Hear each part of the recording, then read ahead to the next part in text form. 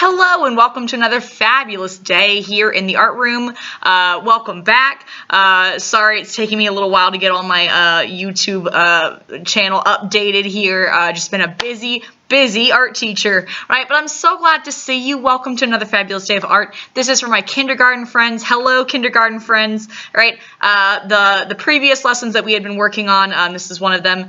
We're working today talking about your imagination, right? That's a big word, right? Imagination, right? Your imagination is when you are playing, maybe you're playing at home and you're like, wow, you're pretending to be a knight, maybe that's saving a princess from a dragon, or maybe you're a princess going on a brave adventure, right? There's so many different things that you could pretend to be doing when you're playing, right? And that pretending, all right, piece to it is your imagination. That's your brain playing. You're pretending, you're kind of making things up, right? It's not real, you're just kind of making them up and imagining them, right? So that's your imagination. It's a great tool. It's one of the artist's greatest tools is their imagination, so your ability to make stuff up and kind of play and add things, think of things that aren't here in the real world, maybe things you're not really looking at. Pretty cool stuff, right? So imagination. I usually start this lesson by reading Where the Wild Things Are. It's a fabulous book.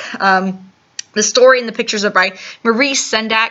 I obviously can't read it here for copyright reasons, but I am going to highly recommend that you check a copy of this out at your local library. This book's been around for a long time. I read this book when I was 5 years old, so it's been around for a very long time, and I highly recommend checking it out. I'm sure your local library will probably have copies of this, so definitely worth checking out. Or, if you're interested in purchasing it wherever you like to get your books from, definitely check out Where the Wild Things Are. It's a fabulous book about Max and his imagination, all right? So I start by reading that book, right? And then I talk to my students about making up a monster. So here's my class example that I always use. This is Teddy the monster, right? Teddy is a monster that I created from my imagination, all right? And I was thinking about, who is Teddy, my monster? I made him a baby monster, so you got to think about age. Is your monster a baby? Is your monster a kid, a teenager, an adult? Is your monster really older? Right? So you got to think about, okay, what's going to be my monster's age? All right, I'm going to make up a monster. What's their age going to be? Then I thought about, what kind of things does Teddy like? So I included his little teddy bear, right? Teddy has a favorite teddy bear, and then his ball that he likes to play with, all right? He has a little red rubber ball there.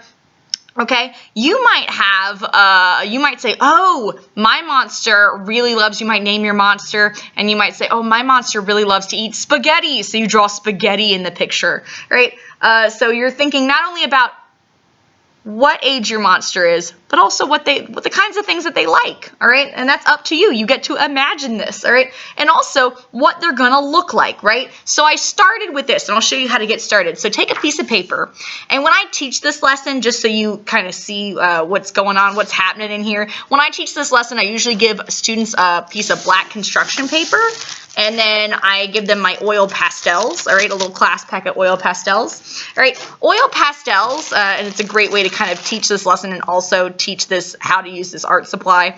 I usually show them that oil pastels are very similar to crowns, but they've made up of different stuff, right? And the cool thing that they can do that crowns cannot do, they can actually blend together. So if I took this pink and I scribbled a little bit of it on my black paper, and then I took this yellow, scribbled a little bit of that on top of the pink, all right? I could scribble them on top of each other, and I could take my finger, blend them together,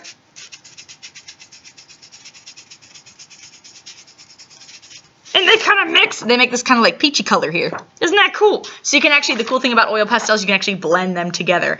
So you should get a little bit messy and use the oil pastels. But remember, this is YouTube. You're working from home. So whatever art supplies you have today are going to work. If you've got markers, use that. If you've got crowns, use that. Colored pencils, use that. All right. Whatever you're rocking, use that to work with. I just wanted to show you this art supply because I think it's pretty cool. Oil pastels, if you ever get a chance to work with those, I highly recommend checking them out because it's a fun way. Get a little bit messy and you can blend your colors together and kind of experiment with what the colors will make when you blend them together. Pretty cool stuff. All right, so Okay, how I always show my students how to get started with this lesson, I show them to start with the shape of an oval. If you look at Teddy, his whole body is an oval. So I always show my students it's really easy. If you're stumped as to where to get started on drawing your monster, start by drawing an oval, which is like a circle if I stretched it nice and long, right? And then decide from there, okay, what kind of things, what do I want for my monster? Does my monster have many eyeballs like Teddy? Look at all his little eyeballs, right? Or does my monster, maybe your monster has one big eyeball. There you go. Maybe your monster, you really want to have, your monster has horns on its head. All right? There you go. Maybe your monster has big, sharp teeth. Awesome. Maybe your monster has big feet, big monster feet. Maybe your monster has robot arms.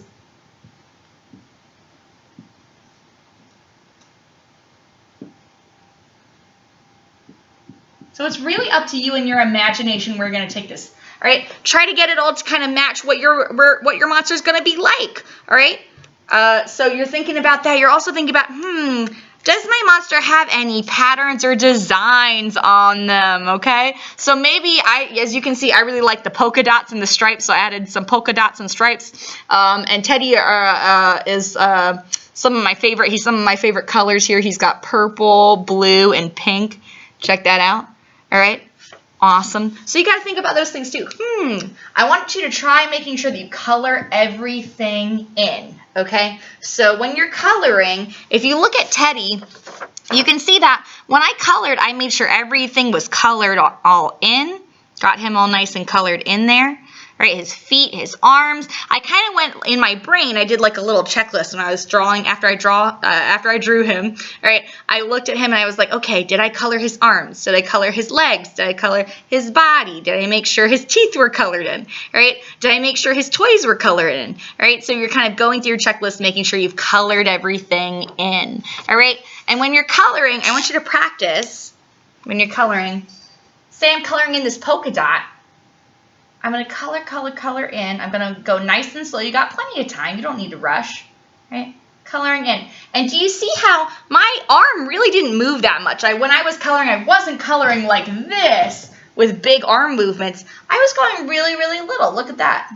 I only really need to move my hand. I don't need to move my whole arm, right? So I want you to practice doing that, right? But that's what we're doing today. We're practicing using our imagination. Normally, when we're in that classroom, how I do this is I'll have the students share a little bit. So we have a little bit of a sharing component. So they'll share a little bit about their monster, tell us a little bit about them. And then we all do the monster mash together. And I will go ahead and post a link under this where you can just click to go to that song. And we do the monster mash and we kind of dance together doing the monster mash. All right. So just a fun way to kind of talk a little bit about our imaginations. I've had questions before. I once had a student ask me like, oh, but I'm usually afraid of monsters. I was like, oh no, this monster is from your imagination.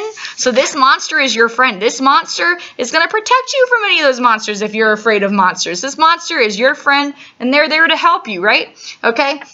So come up with your monster from your brain, from your imagination, and I cannot wait to see it. If you would like for this project to count as part of your art credit, I want you to take a picture, all right? Take a picture of your artwork. Okay, take a picture of your artwork and then you can email it to me, right? So you can attach the picture in an email. Your adult should help you with that, right? Send it in an email to me, or if your adult uses Remind, they can take a picture of it and send it to me on Remind, all right, to count towards your art credit. Make sure that you are sending that to me because I know sometimes, especially on Remind, there can be a little bit of confusion as to who you're sending what to. So make sure you send it to Kristen O'Neill, all right? I'm so glad you could pop in and join us today. I can't wait to see where your imagination takes you. Like I said, you can do all sorts of different things. Your monsters do not have to look anything like these monsters, my examples. These are just to show you and give you some ideas, give you some jumping off points, but it's really your imagination that's going to make this unique, that's going to make this fun. So I can't wait to see where it takes you. Don't forget to add a little bit of texture. You guys remember from earlier in the year we did texture bears, right? So we tore the paper and we glued it on, we made little texture bears, all right? When you're doing texture, that's making something look the way it's going to feel, right?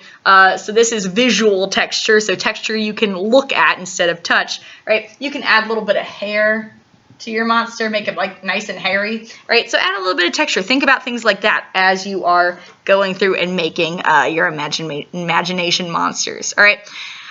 Can't wait to see you next time. Have a good one.